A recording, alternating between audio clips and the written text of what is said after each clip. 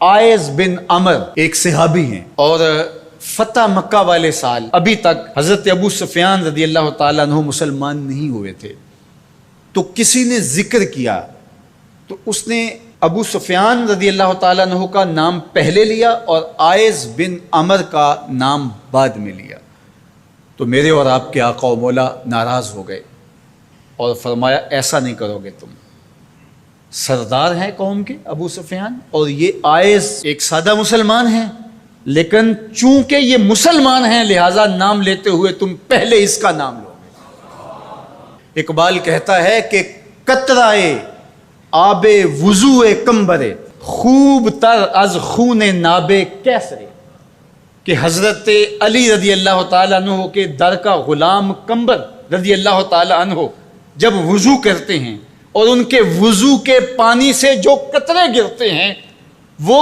اس دور کی سپر طاقت سلطنت روم کا شہنشاہ کیسر، کہا کیسر کے خون سے وہ قطرائے وضو زیادہ قیمتی ہے جو محمد عربی کے غلام کے بدن کو چھو کے گزرتا ہے۔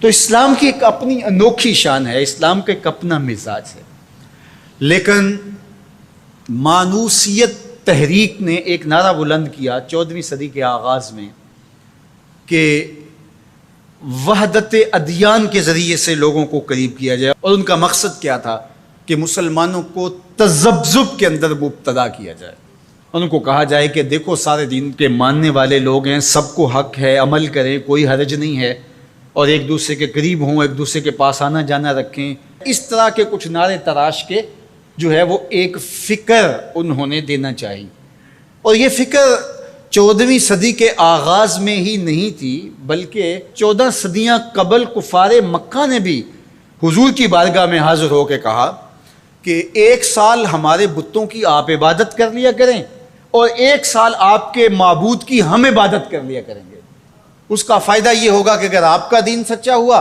تو ہمیں فائدہ ہو جائے گا، ہماری آخرت اچھی ہو جائے گی، اور اگر ہمارا دین سچا ہوا تو آپ کا کام بن جائے گا، باہمی مناقشت، لڑائیاں، الجھاؤ یہ بھی نہیں ہوگا، دونوں کا فائدہ ہو جائے گا۔ جب انہوں نے یہ پیشکش حضور سے کی تو حضور کے سینہ اطہر پہ سورہ الکافرون کا نزول ہوا، قل یا ایھا الکافرون لا اعبد ما تعبدون، اے محبوب فرما دو کہ جن کو تم پوجتے ہو ان کو میں نہیں پوجتا، اور جس کو میں پوجتا ہوں اس کو تم پوجنے والے نہیں ہوں، اور جس کو تم پوجتے ہو میں کبھی بھی اس کو پوجنے والا نہیں ہوں۔ لکم دینکم ولی دین، تمہارا دین تمہارے ساتھ، میرا دین میرے ساتھ۔ تو یہ ایک الگ تشخص ہے میرے اور آپ کے آقا و مولا کے سینے پہ اتاری گئی صورت کے ذریعے سے جو واضح کیا گیا۔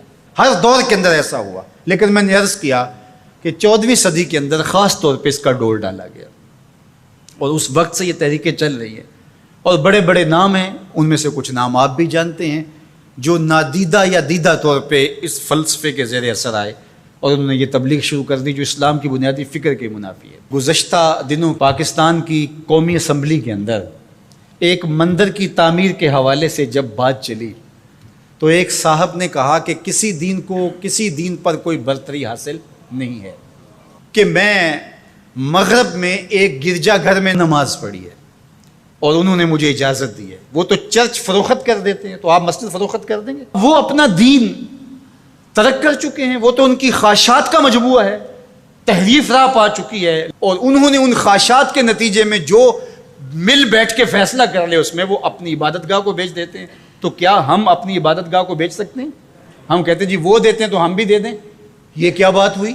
اگر آپ نے ان کی رواداری دیکھی ہے تو ذرا اس کو اپنے سیاسی کلچر کا حصہ بنائیے، تھوڑی سی وسیع و ظرفی کا اظہار کیجئے، مسلم لیگ کے دفتر جو ہیں وہ تحریک انصاف کے لیے کھول دیجئے کہ آپ یہاں اجلاس کر سکتے ہیں، اور تحریک انصاف سے کہیے گا کہ وہ پیپلز پارٹی کے لیے، ان کو کہیے گا کہ آپ نون لیگ کے لیے اپنے دفتر کھول دیجئے۔ وحدت دیان تو بعد میں ہوگی، وحدت سیاست تو ہو لے پہلے۔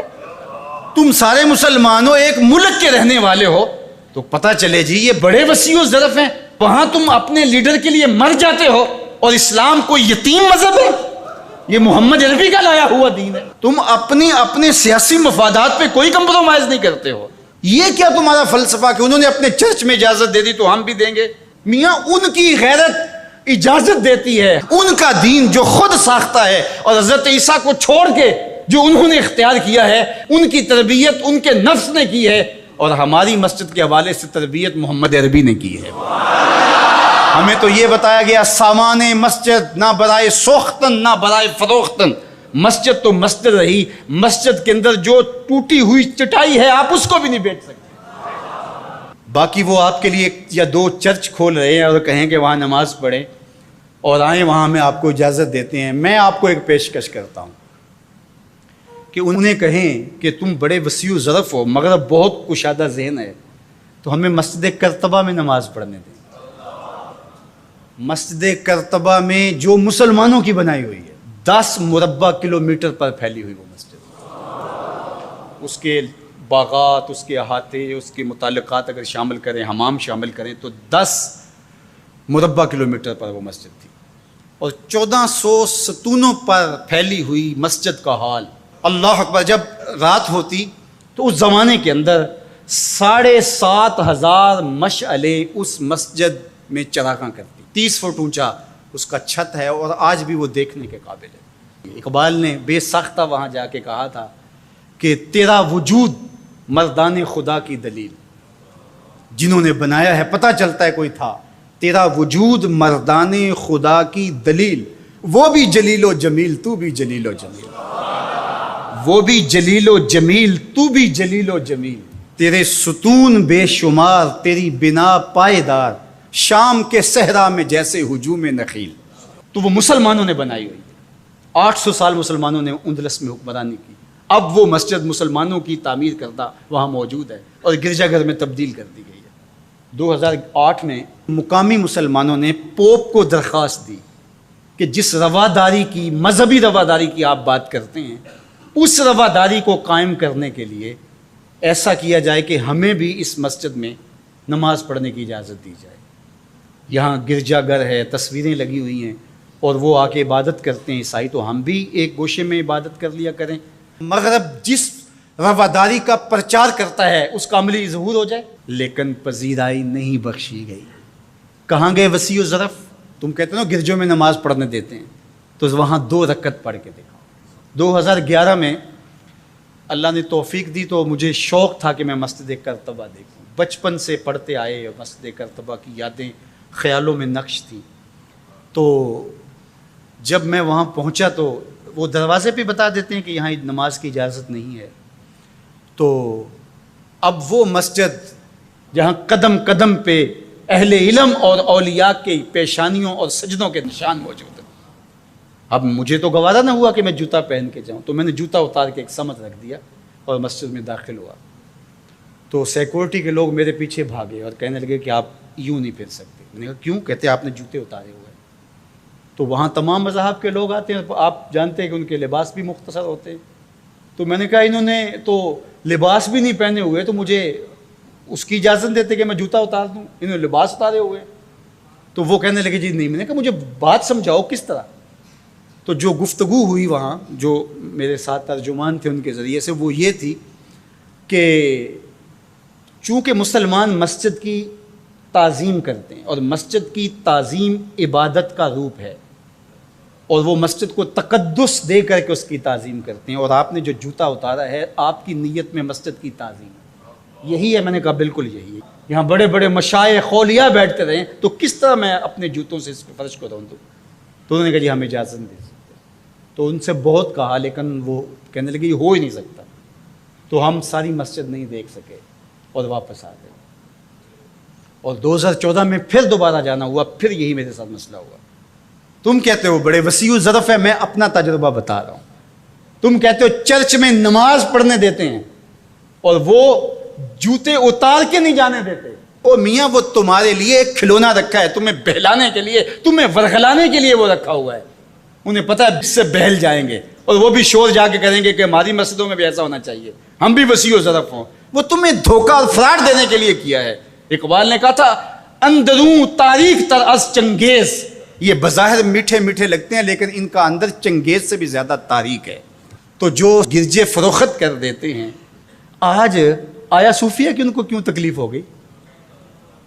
اور وہ سلطان محمد الفاتح نے خریدی ہوئی ہے، اور آج آیا صوفیہ سجدوں سے آباد ہو رہی ہے۔ آج وہ مسجد اذانوں سے پرنور ہو رہی ہے اور ماحول کے اندر وہ عجیب خوشیاں پھیل رہی ہیں۔ تو تکلیف اسلام سے ہے، وہ چاہتے ہیں کہ یہ تذبذب میں مبتلا ڈھیلے ڈھیلے مسلمان رہیں، خیر سے رہیں، ان سے کیا ہماری پریشانی ہے؟ مجھ کو پریشانی ہے تو اس امت سے ہے، اشک سحرگاہی سے جو ظالم کرتے ہیں وضو۔ تو آج آیا صوفیہ تکلیف کا سبب اس لیے بن گیا کہ یہ جو تحریک بپا کی گئی تھی وحدت ادیان کی، اور ترکی بھی ایک زمانے میں اس کا مرکز رہا، اور آج یہ ہے کہ وہاں آیا صوفیہ مسجد کی صورت میں بدل رہی ہے۔ لیکن مغرب خوش ہے کہ پاکستان میں مندر بن رہے ہیں، عربستان میں مندر بن رہے ہیں، اور اسرائیل کے ساتھ ہم عربوں کے تعلق کو مضبوط کر رہے ہیں۔ لیکن یہ تمہارا ادھورا سا خواب ہے جو کبھی پورا نہیں ہوگا، یہ وقتی ہوگا۔ انشاءاللہ وہ وقت دوبارہ آنے والا ہے کہ پوری کائنات پہ جھنڈا میرے حضور کا ہی ہوگا۔ ملیں گے سینہ چاکانے چمن سے سینہ چاک، بزم گل کی ہم نفس باد صبا ہو جائے گی، شبنم افشانی پیدا کرے گی میری سوز و ساز، اس چمن کی ہر کلی درداش نہ ہو جائے گی، آسمان سحر کے نور سے ہوگا آئینہ پوش، ظلمت رات کی سیما پا ہو جائے گی، شب گریزاں ہوگی آخر جلوہ خورشید سے، یہ چمن معمور ہوگا نغمہ توحید سے۔